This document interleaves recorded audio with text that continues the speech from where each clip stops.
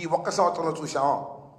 ఇంకా 4 సంవత్సరాలు ఇంతకన్నా పరమ దుర్మార్గమైనటువంటి పరిపాలన చూడవలసినటువంటి గత్యంతరం లేని పరిస్థితి ఈ రాష్ట్ర ప్రజానీకానికి వచ్చింది అని నేను ఈ సందర్భంగా చెప్పదలుచుకున్నాను. చంద్రబాబు నాయుడు గారు కొన్ని డైలాగులు చెప్పాడు ఈ సంవత్సరంలోనే, చాలా పవర్ఫుల్ డైలాగులు చెప్పాడు, చాలా పవర్ఫుల్గా కూడా చెప్పాడు. బెల్ట్ షాప్ పెడితే బెల్ట్ తీస్తా, బాగుంది డైలాగ్, బ్రహ్మాండంగా ఉంది, మ్యూజిక్ కొట్టి ఇంకా బాగుంటుంది. గంజాయి అమ్మితే నడ్డి విరుస్తా, బాగుంది.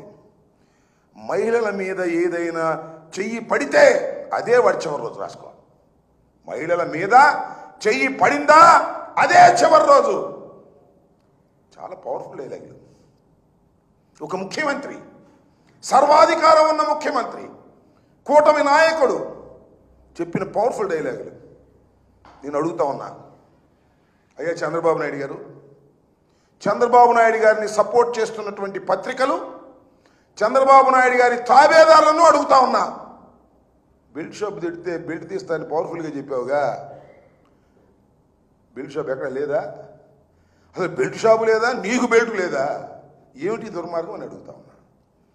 గంజాయి అమ్మితే నడ్డి విరుస్తా, ఎక్కడ దొరకలేదు గంజాయి చెప్పండి. చంద్రబాబు నాయుడు గారు వచ్చి ప్రమాణ స్వీకారం చేసిన రోజు నుంచి ఎక్కడ పడితే అక్కడ గంజాయి దొరుకుతుంది. దొరికిన గంజాయి అది, దొరకని గంజాయి ఎంతో. అదేమంటే ఇది జగన్మోహన్ రెడ్డి గారు చేశారంటారు. సంవత్సరం అయింది, ఇంకా సిగ్గులేదు నీకు. సంవత్సరం అయిన తర్వాత కూడా జగన్మోహన్ రెడ్డి గారి మీద మాట్లాడేటువంటి కార్యక్రమం చేస్తున్నావు. మహిళల మీద చెయ్యి పడితే అదే వాడికి చివరి రోజు. కుప్పంలో నీ దుంప దెగ, ఒక మహిళ అప్పు ఇవ్వలేదని, తీసుకున్న అప్పు ఇవ్వలేదని చెట్టు కట్టేసి దౌర్జన్యం చేస్తే ఏం చేసావయ్యా? చివరి రోజు చేసావా? డైలాగులు పవర్ఫుల్గా చెప్పడం తప్ప పవర్ అంతా నీ దగ్గర పెట్టుకొని ఏమీ చేయలేనటువంటి ఒక దుర్మార్గమైనటువంటి పాలన ఇవాళ చంద్రబాబు నాయుడు గారు చేస్తూ, ఇది సుపరిపాలన తొలి అడుగు అని ప్రచారం చేయండి, అద్భుతంగా అమోఘంగా ప్రజల్లోకి తీసుకువెళ్ళండి అంటే ప్రజలేమి చెవుల్లో పూలు పెట్టుకోలేరు. కాకపోతే నీకు పోలీసు బలగాలు ఉన్నాయి కాబట్టి, కేసులు పెడతానంటున్నావు కాబట్టి భయపడి ఊరుకుంటారేమో కానీ ఎవరు నమ్మేటటువంటి పరిస్థితుల్లో ఇవాళ రాష్ట్రంలో లేరు అనే విషయాన్ని దయచేసి గుర్తుపెట్టుకోమని మనం చేస్తున్నాం. ఈ సంవత్సరం పాటు అసలు ఏ శాఖ అండి నాకు అర్థం కాలే. చంద్రబాబు నాయుడు గారి దగ్గర ఉన్న శాఖల సంగతి దేవుడు ఎరుగు. ఆయన లోకేష్ దగ్గర ఉన్న శాఖ ఎడ్యుకేషన్, ఎడ్యుకేషన్ అన్నీ తప్పులే. 10th క్లాస్ పరీక్షలు పెడితే బడబడబడమని ప్యాచ్ చేశారు, అన్నీ తప్పులే, దుర్మార్గం. అదే ఇంకొక మంత్రి సిగ్గుంటే రాజీనామా చేసి వెళ్ళిపోయాడు. ఆయనకి ఆ సిగ్గు కూడా లేదు, ఎందుకంటే చంద్రబాబు నాయుడు గారి కుమారుడు కదా. అందుకని ఆయన చెప్పింది వేదం. ఒకటి కాదు, అన్ని శాఖలు ఆయనయే. హోంశాఖలో ఆయన ఏళ్ళు పెడతాడు, మళ్ళా ఫైనాన్స్ శాఖలో ఆయన పిలిచి రివ్యూలు చేస్తాడు, R&Bలో ఆయనే ఉంటాడు, అన్ని శాఖలు చూస్తాడు. ఎవరా అంటే చంద్రబాబు నాయుడు గారు కుమారుడు. ఆయన ఏం అనడానికి వెళ్ళలేదు. ముఖ్యమంత్రి కూడా ఏం లేదు, మైక్ ముందే ముఖ్యమంత్రి. కణమాయాన్ని ఆయన చూసుకోవాల్సిందే. చివరికి ఏంటో తెలుసా మీకు? అసలు చంద్రబాబు నాయుడు గారిని ఎవరన్నా కలవాలి అంటే, ఇంటర్వ్యూ అపాయింట్మెంట్ కావాలంటే చంద్రబాబు నాయుడు చేతులు లేదు. లోకేష్ ఇంటర్వ్యూ ఇస్తే చంద్రబాబు నాయుడు ఓకే చేస్తాడు. లిస్ట్ అంతా వెళ్ళి చంద్రబాబు నాయుడు గారి దగ్గర నుంచి లోకేష్ దగ్గరికి వెళితే లోకేష్ టిక్కు పెడితే కలుపుతారు.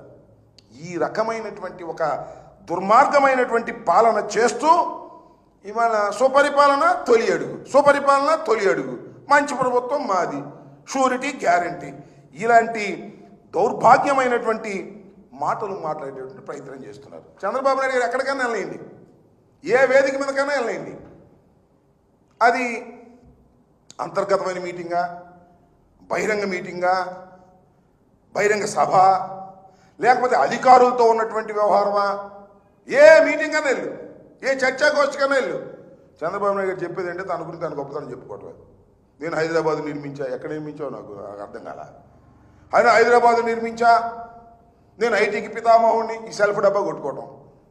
ఇంకేదో సందు దొరికితే జగన్మోహన్ రెడ్డి దుర్మార్గుడు, జగన్మోహన్ రెడ్డి అట్లాంటివాడు, జగన్మోహన్ రెడ్డి ఇట్లాంటి, ఈ రెండూ తప్ప ఈ సంవత్సర కాలంలో నువ్వు చేసింది ఏంటో చెప్పు చంద్రబాబు నాయుడు గారు అంటే దానికి సమాధానం లేదు. జగన్మోహన్ రెడ్డి గారు అంటే విపరీతమైన ఈర్ష్య, జగన్మోహన్ రెడ్డి గారు అంటే విపరీతమైన భయం. ఎప్పుడు జగన్మోహన్ రెడ్డి గారు మళ్ళీ తిరిగి అధికారంలోకి వస్తాడో అనేటువంటి ఛాయలు నీ ముఖంలో కనిపిస్తున్నాయా లేదా?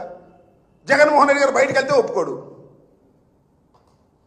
నాకు ఆశ్చర్యం వేసింది, హెలికాప్టర్ కూడా దిగడానికి పర్మిషన్ ఇవ్వట్లేదంట అప్పుడు.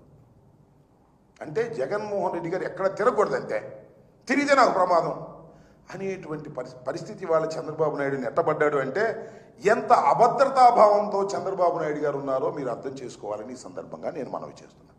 అంతేకాదు, ఈ మధ్యన చూశాం కదా టీవీలో, వాళ్ళ టీవీల్లో కూడా, ఆయనకు అనుకూలమైన టీవీల్లో కూడా అక్కడక్కడ లీకులు వస్తున్నాయి. చెబుతున్నారు, పొరపాటున చెబుతున్నారు, తప్పక చెబుతున్నారు.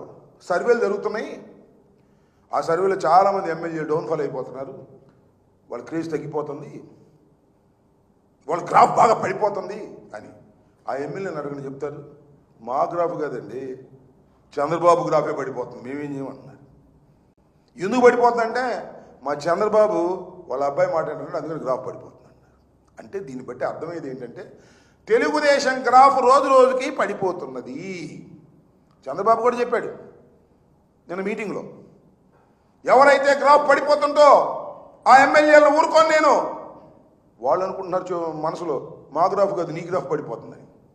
ఈ రకమైనటువంటి గ్రాఫ్ పడిపోయేటటువంటి పరిస్థితికి కేవలం 1 సంవత్సరంలో, నేను ఇంతవరకు 89లో రాజకీయాల్లోకి వచ్చా, అప్పటి నుంచి ఇప్పటికీ ప్రత్యక్ష రాజకీయాల్లో లేకపోయినా చురుగ్గా ప్రతి విషయాన్ని పరిశీలించే వ్యక్తిగా చెప్తున్నా, 1 సంవత్సరంలో ఇంత గ్రాఫ్ పడిపోయినటువంటి ప్రభుత్వం ఈ రాష్ట్రంలోనే కాదు, నాకు తెలిసి ఆంధ్రదేశంలో, భారతదేశంలో ఏ ప్రభుత్వానికి ఇలాంటి పరిస్థితి రాలేదు. అంటే చంద్రబాబు నాయుడు గారు ఎన్నికలకు ముందు అలివి కాని వాగ్దానాలు ఇచ్చి, చేయలేమని తెలిసి కూడా వాగ్దానాలు ఇచ్చి, అయిపోయిన తర్వాత ఎగ్గొట్టేటటువంటి కార్యక్రమానికి ఎప్పుడైతే పాల్పడ్డారో అప్పుడు చంద్రబాబు నాయుడు గారి గ్రాఫ్ పడిపోయేటటువంటి పరిస్థితి ఏర్పడింది.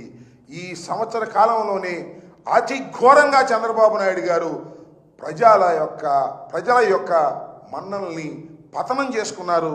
జగన్మోహన్ రెడ్డి గారు అంటే భయపడేటటువంటి స్థితికి ఆయనే తెచ్చుకున్నటువంటి అంశాన్ని కూడా ఈ సందర్భంగా నేను మనవి చేస్తున్నాను. శాంతి భద్రతలు ఎంత దారుణంగా ఉన్నాయని నాకు అర్థం కాలేదు.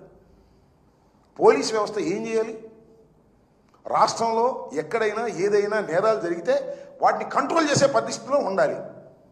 కానీ వీళ్ళందరూ దేనికున్నారంటే వైఎస్ఆర్ కాంగ్రెస్ పార్టీ నాయకుల మీద కేసులు పెట్టడానికి, అవి కూడా తప్పుడు కేసులు పెట్టడానికి, జగన్మోహన్ రెడ్డి గారు వెళ్తుంటే జనం రాకుండా అడ్డుకోవడానికి, ఇలాంటి పరిస్థితులు. అంటే పోలీస్ యంత్రాంగాన్ని మొత్తం పొలిటికల్గా ఉపయోగించుకోవాలనే తాపత్రయం.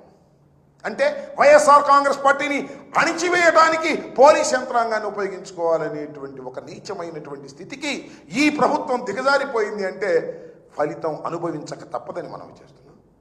మేమేం చూసుకుంటాం రాజకీయాల్లో?